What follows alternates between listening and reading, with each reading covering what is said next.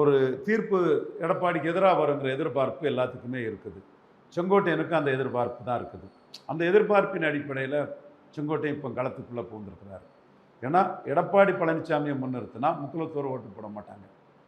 முக்குலத்தோர் வந்து சசிகலா, தினகரன், ஓபிஎஸ் 10.5 எதிர்ப்பு தான்.